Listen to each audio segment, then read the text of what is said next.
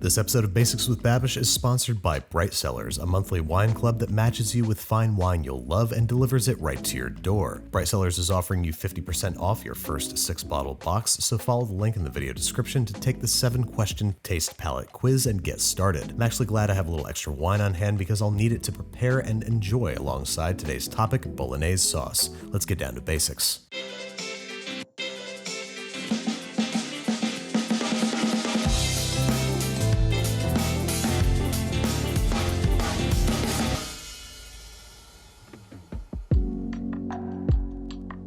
Alright, so this might not be the most basic way to start things off, but great recipes often begin with great chicken stock. And in a recipe like bolognese, where every single ingredient matters, if you have the time, energy, and emotional latitude, it behooves you to make your own chicken stock. My favorite way, as of late, is to roast a whole mess of chicken wings, about 3 pounds, in a 400-degree Fahrenheit oven until deeply browned. Combine in a pot with celery, carrots, onion, a turnip or two, maybe a knob of ginger, a whole halved head of garlic, and whatever other stuff you like fennel fronds and parsnips and black peppercorns. Bring it just shy of a simmer, about 205 degrees Fahrenheit, and let it go for at least 4 hours and ideally up to 24. You're only going to use about a quart of this stuff in your bolognese recipe, but the rest of it is liquid gold. Simply portion, freeze, and profit. Once you have this very optional but very rewarding step out of the way, it's time to get into making bolognese in earnest. First up, as many great recipes do, this one begins with mirepoix, or as the Italians call it, soffritto. That is 1 large, finely minced yellow onion, 2 medium carrots peeled and finely chopped, and 3 ribs of celery similarly finely chopped. Set that aside because now it's time to contend with the meats. Traditional bolognese calls for beef and pork, a pound of which of each we're going to brown off in some olive oil. But to increase the meaty, savory, mineral notes, I like to take a page out of J. Kenji Lopez-Alt's book and also add a pound of ground lamb. A trio that we're going to brown over medium heat until browned, about 3 to 5 minutes before removing by virtue of a slotted spoon, because as you might imagine, we want to reserve all this beautiful rendered fat so we can cook our vegetables in it. Once our meat is out the way, it's time to add our onions and saute for 2 to 3 minutes until beginning to turn translucent around the edges and getting nice and soft. But first we're going to scoop out said onions because even though we're the host of our own cooking show, we totally forgot a step. Half a pound of thick cut pancetta, which we're first going to render the fat out of and get nice and crispy and browned. But then we're going to notice that our beautiful fond on the bottom of the pot is starting to burn, so we're going to remove the pork.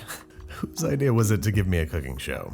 Mine? That sounds about right. Anyway, back to square one, we're going to continue sauteing our onions along with our carrot and celery while our pancetta browns up and renders out its fat in a separate saute pan. Once the vegetables are soft and the pancetta is crisp, we're going to dump it straight in, fat and all, as this is going to bring a lot of great flavor to the party. Next up, our tomato element, which is just a 1/4 cup of tomato paste. Most Americans think that bolognese is a tomato sauce, which it is not. While tomato paste brings a lot of tomato flavor, it's primarily a meat, wine, and stock sauce, which after the tomato paste has had about 2 minutes to caramelize, we're going to add to the hot tub. 1 cup of dry white wine like Sauvignon Blanc, scraping up all the good stuff off the bottom of the pot. Then we're going to let it simmer for about 5 minutes or until the wine is almost fully evaporated and it smells like God's morning breath. Add back our browned meats, give it a stir just so everybody gets to know everybody, and then it's time to start ladling in our ideally homemade, but totally fine if store-bought, chicken stock. About 32 ounces worth, but your mileage may vary. We want just enough that everybody is submerged. Then we're topping that up with 1 cup of whole milk, a bay leaf or 2, a couple Parmesan cheese rinds if you have them lying around the house, and the most traditional ingredient, a generous grating of freshly grated nutmeg. And then you can simmer it on the stove top, but I like to put it in a 300-degree Fahrenheit oven for 3 to 4 hours. Plenty of time to make the all-important fresh pasta. Bolognese is most commonly served with an almost too wide for your mouth pappardelle, so that's what we're going to make out of an indiscriminate mountain of all-purpose flour. Dig a well in the center, crack in 4 eggs, give it a little sprinkle of kosher salt, and start beating with a fork into a slurry, grabbing handfuls from the foothills of Mount Flour and tossing them into the center as you beat it with the fork. The slurry growing ever thicker until you can beat it no more, and you must start gently coaxing it together with a bench scraper like this one, and then your hands into a very wet, very soft ball of dough, which we must begin to knead for maybe 5 to 7 minutes until it becomes soft and cohesive and bouncy, and gently springs back when poked with a finger. Then we're wrapping in plastic wrap and letting it rest at room temperature for about 30 minutes before beginning to roll out. Come rolling time, we're going going to unwrap our dough and cut it into 4 pieces, which we're going to keep wrapped in the plastic wrap so they do not dry out, while we bust out our pasta cheat machine, the stand mixer. And to help better develop our dough's gluten development, we're going to laminate it. That is, roll it out a little bit by hand, pass it through our roller on its widest setting, fold it into thirds like a pamphlet, roll it out a little bit again, and pass it back through. Depending on how much you hand kneaded it, you might want to repeat this process up to 3 times before starting to pass it through your pasta roller 1 notch at a time, thinner and thinner, until you have a nice long, thin sheet of pasta. Once you get to about notch number 4, you might need to cut your sheet in half so you can get it all the way down to 0, or its thinnest possible setting, at which point we'll begin cutting our pasta into pappardelle. The idea here is that you want to fold the pasta onto itself accordion style without any of the folds overlapping, so they don't crease as much when cut and we don't end up with kinky pasta. Then we are simply slicing lengthwise into about 1/2 inch wide strips and making sure that each strip is generously coated in flour before twisting into nests and placing on a rimmed baking sheet that has been well dusted with flour. Then all there is left to do is rinse and repeat with the remaining pasta, a process which, like chicken stock, is labor intensive but worth the effort. Once all the pasta is rolled, it's time to begin final assembly. Our sauce is out the oven and looking pretty crazy, but it's going to be really awesome. First, we're going to skim off as much of the fat as we can, remove the bay leaf, and start tasting for seasoning. This thing is going to need generous doses of the following: freshly grated Parmesan cheese, heaping pinches of kosher salt and plenty-o twists of freshly ground black pepper, and for a little optional added richness, about 1/2 cup of heavy cream.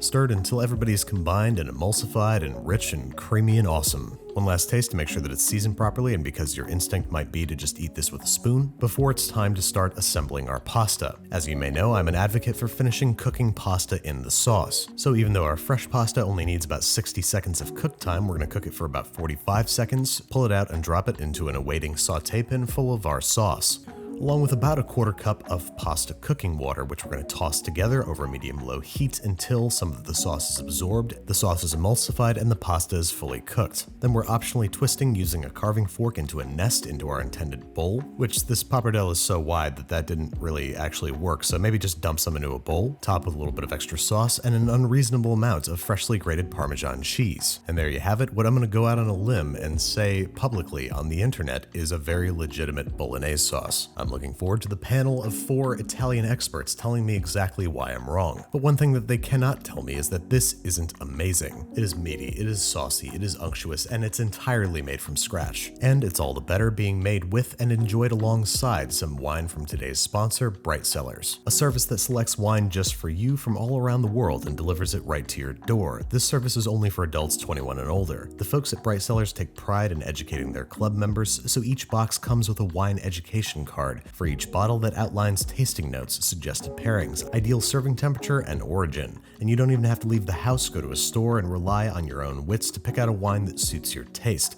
Bright Cellars does it all for you. All you have to do is enjoy. With today's bolognese, I am enjoying this Cabernet Sauvignon from Obscura. Its spicy, fruit-forward boldness makes it a perfect pairing for such a rich, unctuous dish. Bright Cellars is offering you 50% off your first 6-bottle box, so be sure to follow the link in the video description below to take the taste palette quiz and get started.